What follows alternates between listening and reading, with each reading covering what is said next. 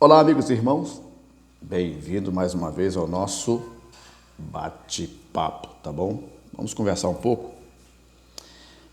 Por que eu digo vamos conversar um pouco? Porque existem situações que nós não conseguimos visualizar em um evento, tá? Há situações que nós não conseguimos visualizar. Quando você quer ir num evento, por exemplo, numa festa cristã, você quer ouvir um bom louvor, uma boa pregação, uma boa palavra. Até eu quero, todos nós queremos. Eu gosto de ouvir uma boa palavra, mas também gosto de ouvir um bom louvor, seja a pessoa cantando solo, seja a pessoa cantando em dupla ou em grupo. Eu gosto demais, pois eu convivi muitos anos e convivo desde há muitos anos com essas coisas. Só quando eu convido você para a gente bater um papo, é que tem coisas que nós precisamos pensar um pouco. E é aí que nós conversamos. Vamos lá? O tema que eu vou conversar com vocês hoje é as astutas ciladas do diabo. E o diabo,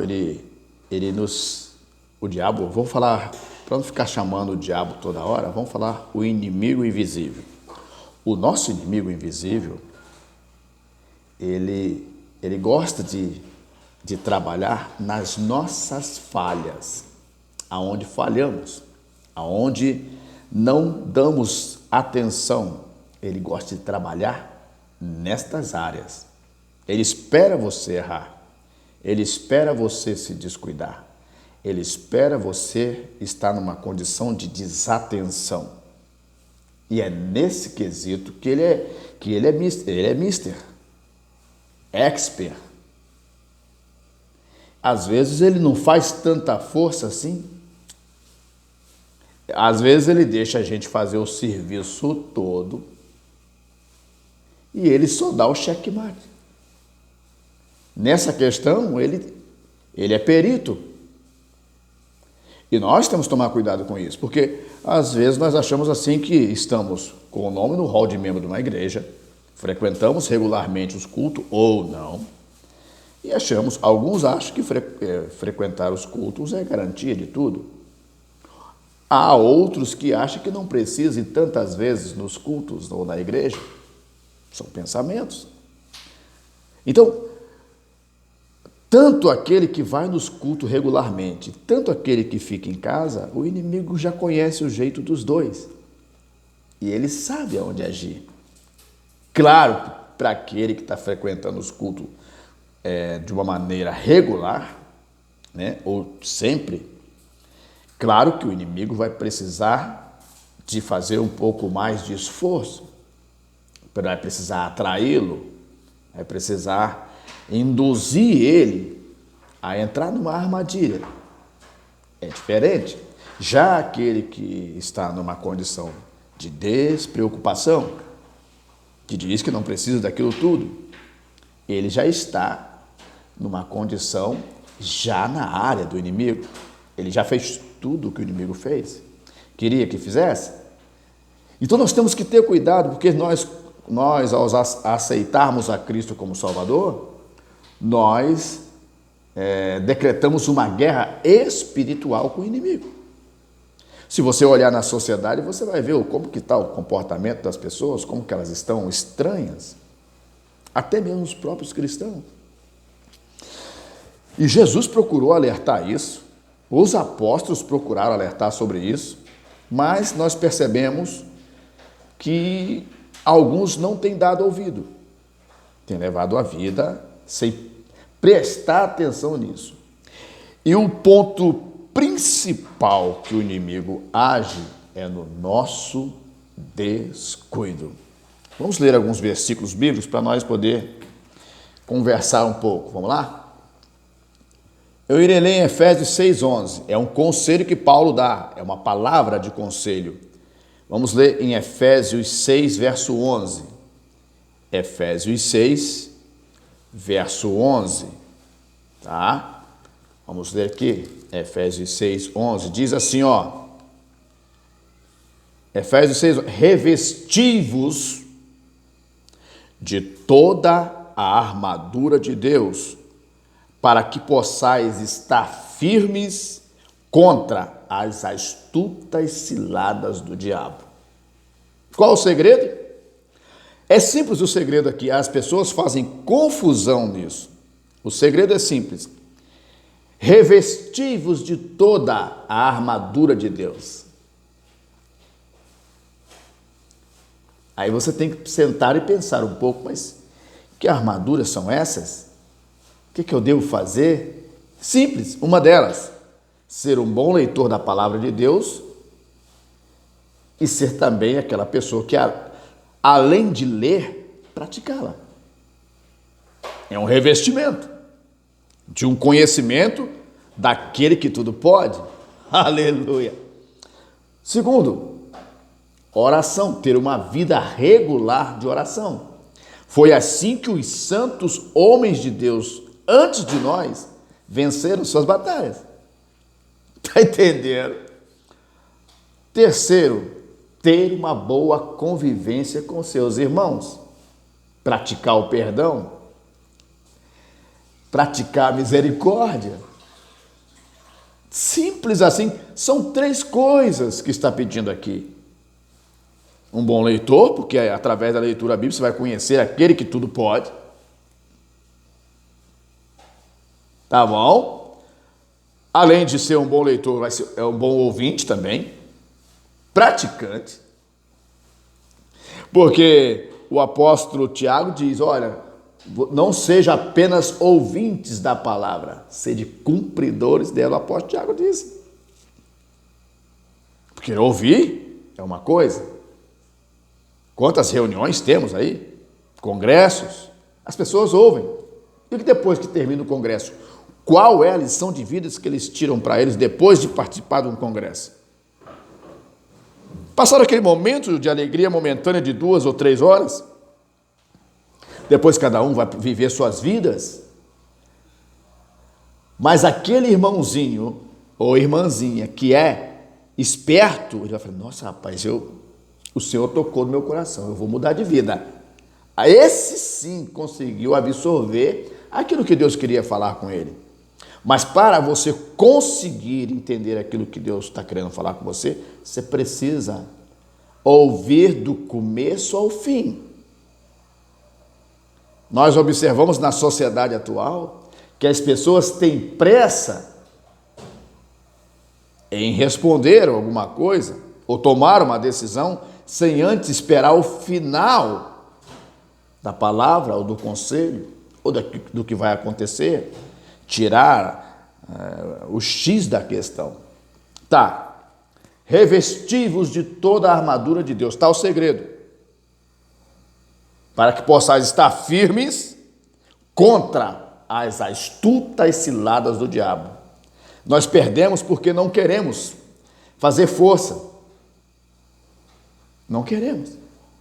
E às vezes a nossa condição está até melhor que os nossos antepassados. Estamos vivendo até melhor do que eles. Se for comparar os nossos antepassados com a gente, somos ricos. Mas temos outros problemas, os problemas atuais para enfrentar. Então precisamos nos revestir de Deus. Mas para se nós sermos revestidos de Deus, precisamos de fazer o quê? Ter sempre o encontro com Ele. É o segredo. Vamos ler outro versículo aqui para você entender, para nós entendermos. Jesus falou no capítulo 24. Capítulo 24 de Mateus.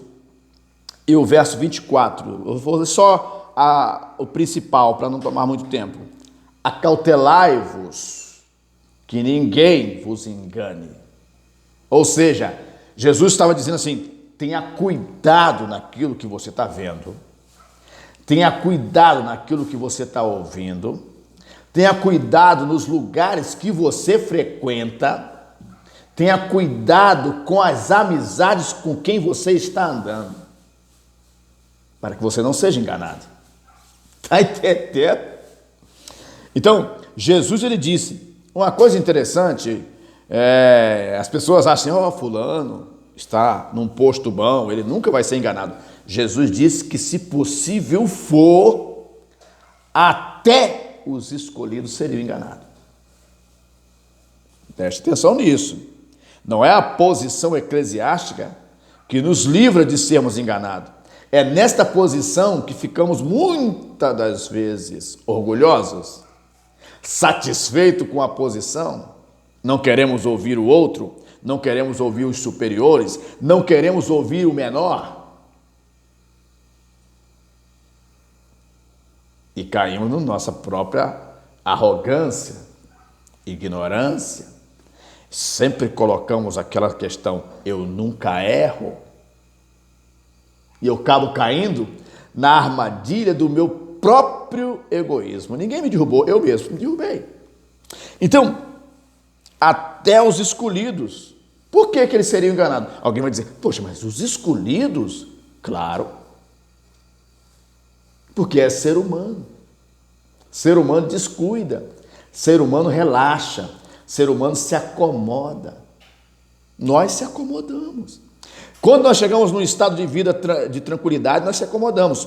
Vamos lá. Deixa eu fechar aqui para nós falar de uns pontos interessantes aqui. Outros sim.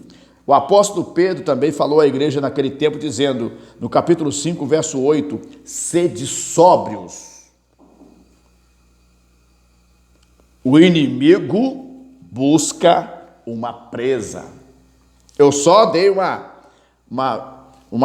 eu mudei a forma da palavra, mas o contexto é o mesmo. Sede sóbrio, porque o vosso inimigo anda rugindo, bramando como leão, buscando a quem possa tragar. Tragar o quê? Tragar a presa. A presa pode ser você, pode ser eu. Mas o que ele pede?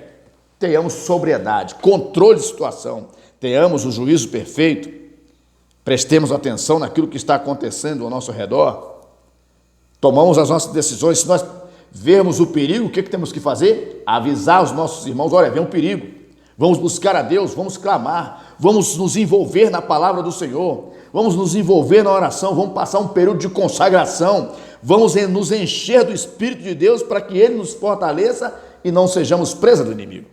Quando há o comodismo, quando há aquele estado de tranquilidade, normalidade, é nessa tranquilidade que o inimigo se prepara, se arma e vem com uma força muito maior sobre nós. Jesus falou isso aqui.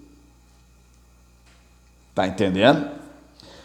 Tiago, capítulo 4, verso 7 também diz, outro segredo para nós podermos não sermos presas do inimigo. Sujeitai a Deus. O que é sujeitar? Respeitar, guardar os seus preceitos, andar na sua palavra, ouvir a voz de Deus, ser sensível à voz de Deus. Sujeitai, pois, a Deus. Resisti o diabo e ele fugirá de vós. Alguém vai dizer, poxa, resistir o diabo entra na igreja, o diabo entra na minha casa? Entra. Ele te faz a oferta. Eu vou explicar. Efésios 4, 27, está dizendo lá, não deis lugar ao diabo. Aí você vai me perguntar, quais as áreas que eles atacam?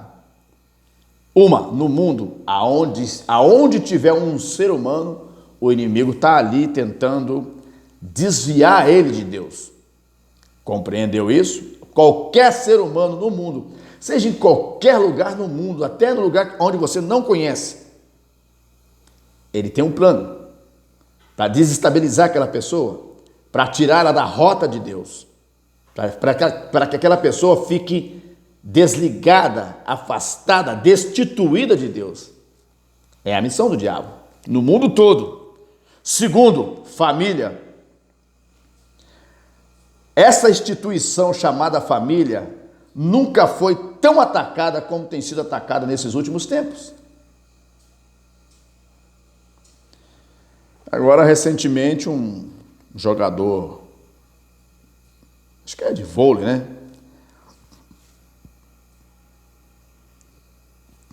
Dizem, né? As notícias aí que ele foi desligado do clube que ele jogava, e desligado da seleção brasileira. É o que estão dizendo aí. Porque ele defendeu a família tradicional. Então, a família nunca foi tão atacada. E o diabo quer destruir a família, espalhar a família, para que a família esteja, os membros familiares não estejam unidos, porque assim as pessoas ficarão enfraquecidas, fragilizadas. E uma nação doente e fragilizada, ela é facilmente dominável. Um ser humano doente, sem aspecto, doente tanto na questão emocional quanto na questão física. Enquanto estas pessoas estão ficando fragilizadas, porque acham que estão aderindo a uma condição alta ao aderir certos pensamentos, a sociedade se fragiliza porque perde referências. E ao perder referência, perde-se o juízo. E ao perder o juízo, aceita o que quiser. É só você esperar para você ver. Outros sim. Então, família em conflito, dividida, morte, assassinato de todas as formas, incompreensões, falta de perdão, pais contra filhos. Jesus falou que haveria guerras e rumores de guerra. Tem. Várias nações no mundo estão em exercício militar.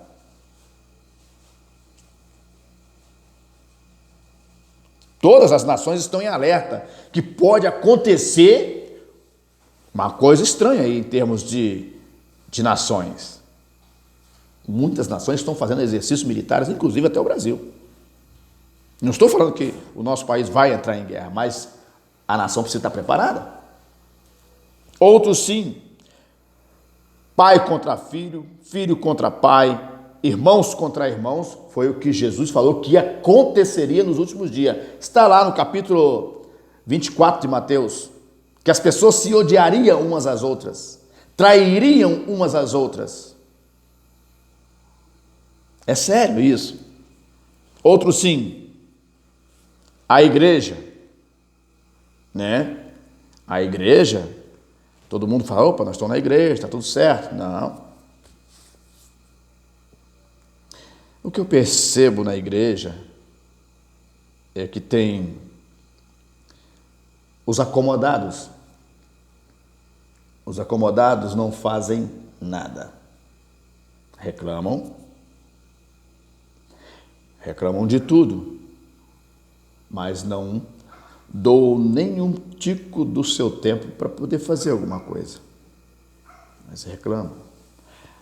Até os escolhidos, até os oficiais, até os ministros serão enganados. Não é verdade? Os casais. O que leva um casal, depois de viver um período namorando e falarem palavras bonitas um para o outro e depois não se gostarem mais? Decidir se separar, se divorciar. Você acha que isso é normal? Você acha que isso é bonito? Você tem ali novos inimigos, porque quando se separam, há uns conflitos. Alguns conseguem viver uma amizade depois da separação, outros não. O que está acontecendo com os casais, com as relações conjugais? Você acha que isso é normal? Não. Quanto mais perturbada a sociedade tiver, quanto mais fragilizada ela tiver, quanto mais incerta ela tiver, tá bom para o inimigo. De todas as formas. E há os mal intencionados que gostam disso, de um povo fragilizado. Um povo fragilizado aceita qualquer coisa. Perde a esperança de vida. Então, valorize você mesmo como pessoa. Você que é obreiro, valorize o teu ministério, a tua chamada. Faça alguma coisa pela vida do próximo. Retome o caminho, você que está fora do caminho. Não é verdade? E quando nós chegamos nessas questões todas, qual é o motivo principal? Eu falei lá no início: descuido. Devemos ficar de olhos bem abertos, porque quando descuidamos, o inimigo toma espaço, assume a liderança. Jesus falou isso. E quando acontece isso, o último para terminarmos aqui, que eu já estou tomando muito tempo, a indiferença aparece. Eu estava preocupado esses dias, eu não vou falar mais aqui nesse ponto, e eu estava orando a Deus esta semana mesmo, e conversando com Deus sobre essas questões. Por que os cristãos estão estranhos, estão indiferentes, certo? O corpo, nós somos criados e nós somos seres humanos. E tudo de bom dessa vida nós desejamos. E é aí que entra agora a indiferença do servo de Deus. Há uma situação que está acontecendo em que o crente, ele quer ter o status de cristão. Ele não quer deixar de ser crente, mas ele não quer mais obedecer. Porque alguns estão dizendo que é um atraso obedecer, é um retrocesso. E esse crente, ele vê outros prosperarem, mas não sabe os seus motivos. E eu estava orando a Deus e falando com o Senhor, eu queria entender por que as pessoas estão dessa forma. E comecei a conversar com o Senhor. Não é que Deus não existe, ele existe. Mas o comportamento atual faz com que as pessoas tirem as conclusões que Deus é apenas uma metáfora, um nome para ser dito para completar um estado, uma fala, um estado de fé, uma crença. E entre o espaço de esperar e a vergonha que vai passar, que a pessoa poderá passar por estar vivendo um estado ruim da vida dele, ele prefere abandonar aquela vida porque alguém está dizendo: se você continuar dessa forma, você não vai chegar a lugar nenhum. E nesse engodo todo, a pessoa ela é induzida, atraída. E ela entra num cenário que talvez lhe dê momentaneamente até uma boa condição. Mas aí ela não percebe que a sua vida está sendo corroída lentamente. Ela é levada a viver uma vida de prosperidade momentânea, mas essa prosperidade, essa vida que ele leva, destrói e corrói ele por dentro, vai minando ele por dentro. Ele deixa a família dele ou dela, acha que isso é normal. Os filhos, entra em uma outra rota e acha que isso é normal. Algumas atitudes acontecem, algumas ações que era condenável antes, ele já sente que não precisa condenar mais. E os cristãos atuais já têm uma falsa sensação de que levar a vida certinha é prejuízo, é problema. Então eu orava a Deus e falava: Senhor, às vezes o ser humano, ele quer tudo rápido demais, nós queremos as coisas rápidas. E quando nós vemos o nosso próximo ir na nossa frente, nós ficamos um pouco preocupados. Você lembra de Davi? Davi, alguns dos seus inimigos falaram assim: cadê o seu Deus agora? Davi teve um estado difícil na vida dele, que chegou os colegas, ou os amigos, ou os inimigos dele, chegaram para ele e falaram: onde está o seu Deus que você tanto clama? Cadê ele para te socorrer? Há momentos na nossa vida que nós entramos num funil terrível, de vergonha, de coisas que não dão certo, e é nesse momento aí que o inimigo se utiliza da sua fragilidade para poder roubar o de melhor que você tem. Qual é o teu melhor prêmio que você tem? Qual o melhor da tua vida? Para mim, eu tenho o melhor da minha vida, é a minha salvação. Ele faz, aí entra em cena, Na minha vida, se eu não tomar cuidado, o mercenário que trabalha por dinheiro, não pela alma, o lobo que destroça a minha alma me consome. O estranho que eu não conheço, eu acabo aceitando a sua proposta. E a minha alma. E o ladrão que vem e retira tudo aquilo que eu tinha conquistado. Aí é aquela palavra que Jesus falou. O ladrão vem, senão roubar, matar e destruir. Então, entre essa sensação que o crente tem em esperar, e ele vê os outros, ele acaba escolhendo aquela vida estranha, porque ele vê o outro no pecado prosperando, e entra na vereda do pecado também. E nós estamos sendo induzidos a acreditar em tudo, menos em Deus. Tem tanta coisa acontecendo, estão inventando moda no nome de Deus. Mas Deus tem o melhor. Uma coisa interessante que eu digo, eu sempre gosto de dizer: não tenha vergonha da tua cruz. Jesus não teve vergonha da cruz dele e venceu.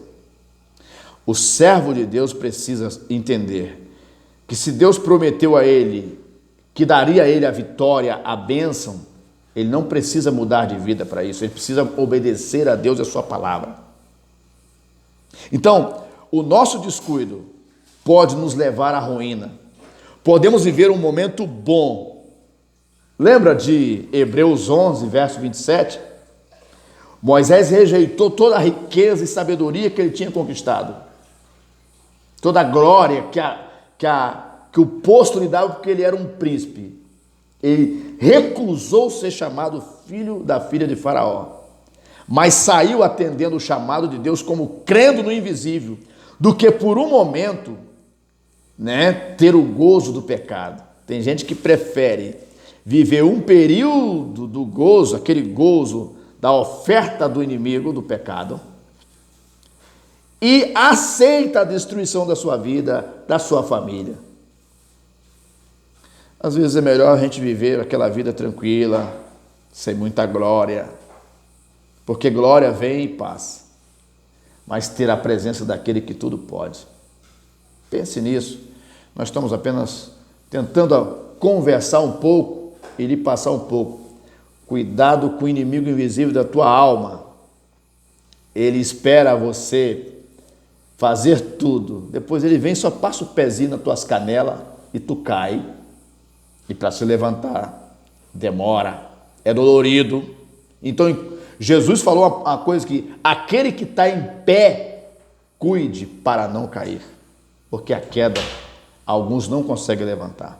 Que Deus abençoe a tua vida. Espero que esta palavra te ajude de alguma forma. E que a essência de Deus tome conta da tua vida. Conversamos numa próxima oportunidade.